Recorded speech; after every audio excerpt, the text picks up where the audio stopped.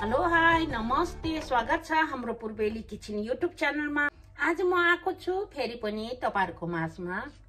आज चाहिँ मैले एउटा अलग्गै डिशको रेसिपी लिएर आएको छु। हैन आज मैले ल्याएको छु तपाईहरुको माझमा। यो चाहिँ आसामिस स्टाइलमा बनाउने छु। आसाम घुम्न जाँदाखेरि चाहिँ मैले यस्तै डिश एउटा खाएको थिएँ र म त्यही डिश चाहिँ आज तपाईहरुलाई पनि शेयर गर्न जाँदैछु। अब हेर्नुहोस् ल, आसामिस डिश पोक र साग चाहिँ कसरी बनाउनु पर्दो रहेछ भनेर चाहिँ अब म बनाउन सुरु गर्दैछु। अब हेर्नु होला है त, एकदमै सजिलो। हाम्रो तरिकाले चाहिँ पोक र साग बनाउँदाखेरि चाहिँ एकदमै फ्राई गरेर रातो रातो बनाइने चलन छ। तर होइन, यो अर्कै तरिकाबाट बन्छ र एकदमै मिठो पनि हुन्छ, हेल्दी पनि हुने। पोक र साग चाहिँ हामीले प्रायः जस्तो खाइरहन्छ है, तर म चाहिँ आज अर्को स्टाइलमा बनाउने छु। यो आसामिस स्टाइलमा। नागाल्यान्डहरूले पनि यसरी नै खाइन्छ र आसामिसहरूले पनि यसरी नै खाइन्छ। म चाहिँ आज आसामिस स्टाइलमा बनाउने छु है त। तपाईहरुले मेरो भिडियो नागाल्यान्ड स्टाइलमा पोक र ब्याम्बो सुटको त तपाईहरुले हेरिसक्नु भएको छ। मेरो भिडियो हेर्नु हुनेहरूले चाहिँ देखिसक्नु भएको छ। आज चाहिँ साग र पोक आसामिस स्टाइलमा कसरी बनाउनु पर्दो रहेछ भनेर चाहिँ अब म बनाउन सुरु गर्छु है त। फर्स्टमा त हामीले मासुलाई नै काट्नु पर्छ। अब म मासु काट्नु सुरु गर्छु।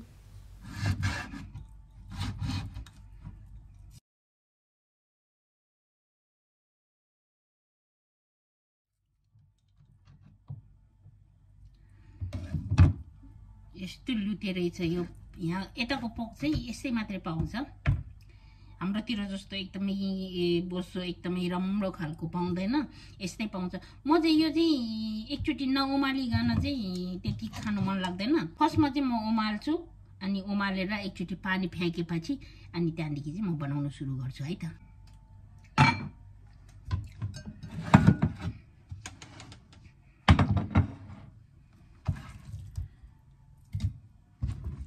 मैले एउटा खाली भाँडा लिएको छु यहाँ।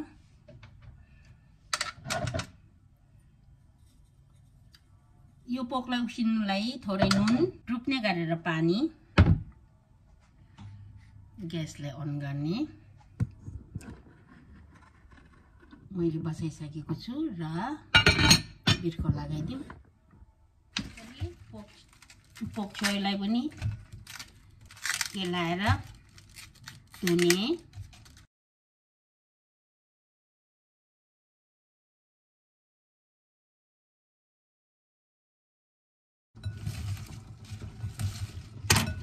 मैले सागलाई काटिसकेको छु, अब धुनु है त। मैले पकचोइलाई पनि धुइसकेको छु। हाम्रो पोक उम्लेको छ। यति भएपछि यताको पोकमा चाहिँ अलिकति सेतो सेतो हुन्छ कि, त्यही कारण त्यो चाहिँ हटाउनको लागि मैले उमालेको। अब यो भइसकेको छ, सट्टै एकचोटि धुइदिन्छु योलाई।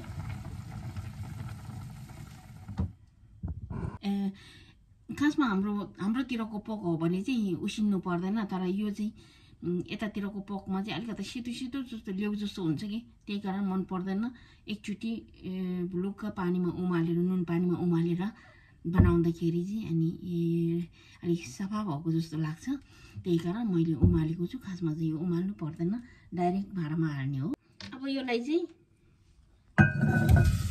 फ्राई गर्ने होइन,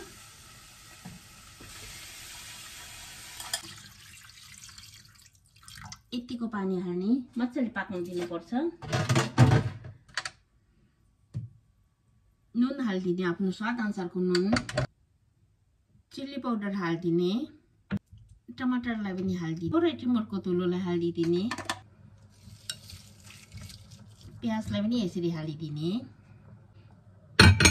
अब सबै इन्ग्रेडियन्ट्स हालिसकेपछि छोपेर पकाउने।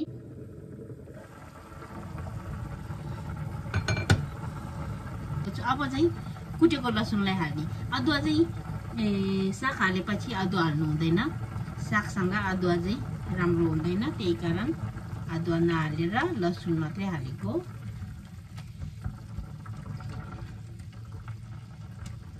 यसमा चाहिँ बेसार नहालिकन बनाउने यो खोर्सानीको कलरले नै यो चाहिँ यस्तो रातो हुन्छ।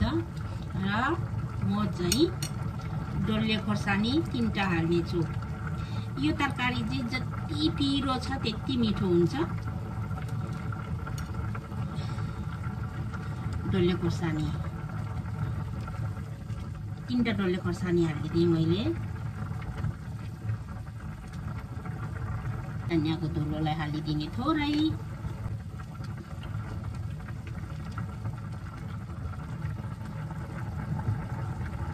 अब चाहिँ छोपेर पकाउँ है त।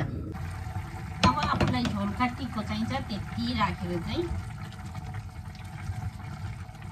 अब चाहिँ हाम्रो साग हाल्ने बेला भयो। मासु पाकिसकेको छ, टमाटर पनि पाकिसकेको छ, खोर्सानी पनि पाकेर अब यसलाई खिचाइदिने। यो खोर्सानीलाई यसरी यो डल्लो खोर्सानी हालेको चाहिँ यसरी खिचाइदिने, मजाले मिक्स होस्। र अब सागलाई हालिदिउँ है त। अब यो सागलाई हालिदिने।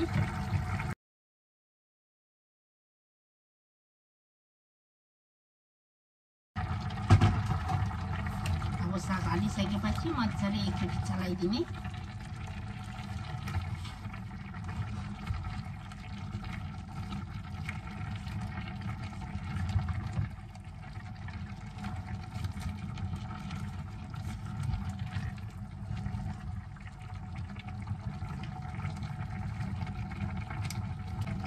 छोपिदिने। अब छोपेर सागलाई एकछिन पाक्नु दिने। पक्चोएर बङ्गुरको मासु चाहिँ यस्तो भएको छ, मजाले पाकेको छ। हेर्नुहोस् त, खमखम लाग्दो भएको छ। एकदमै मिठो हुन्छ यो चाहिँ। यो चाहिँ रेडी भइसकेको छ। अब यो साइडमा राखिदिने यसरी। यो चाहिँ भातसँग खानुलाई एकदमै मिठो हुन्छ। अब ग्यासलाई पनि अफ गरिदिने। यो भाँडा एकदमै तातो बसिरहन्छ। यो उम्लिरहेछ, बाहिर निकालेर पनि साइडमा निकालिसक्दा पनि उम्लिरहेछ। अब यसलाई चाहिँ सर्भ गरौँ है त। अब हाम्रो तरकारी सर्भ गरौँ है त।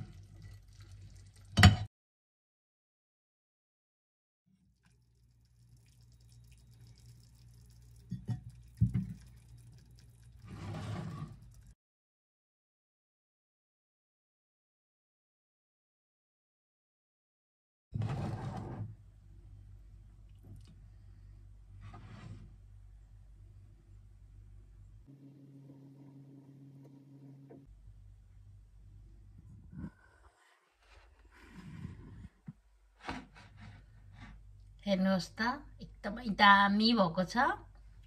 र यो भातसँग खानु एकदमै मजा आउँछ। अब म यो चाहिँ तातो तातो भातसँग चाहिँ मजाले खानेछु। एकदमै हेल्दी र यसमा तेल एउटै हालेको छैन। जति बङ्गुरको मासुमा आउँछ त्यति मात्रै छ, चिल्लो एउटै देखेको छैन। र यो एकदमै हेल्दी र खानुलाई पनि एकदमै मिठो छ। साइडमा यहाँ कागती राखेको छु। र यो कागती चाहिँ खानु मन लाग्यो भने खानु मन लाग्यो भने नखाँदा पनि हुन्छ।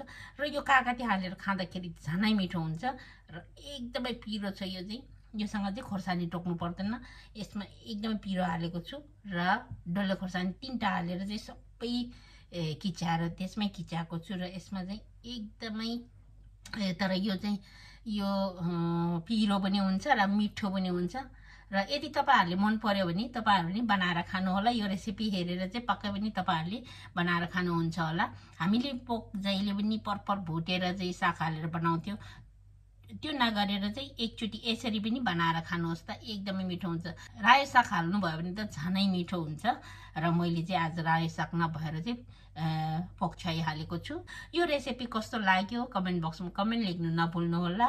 र पक्कै पनि तपाईहरुले मन पराउनुहुन्छ होला भन्ने आशा लिएर आजको लागि बिदा लिन चाहन्छु। अर्को भिडियोमा फेरि कस्तो खाना बनाएको मन पर्छ त्यस्तै कमेन्ट लेख्नु होला। तपाईहरुको माझमा म नयाँ नयाँ रेसिपीहरु लिएर आउने नै छु। अर्को भिडियोमा फेरि भेटौँला। Bye bye.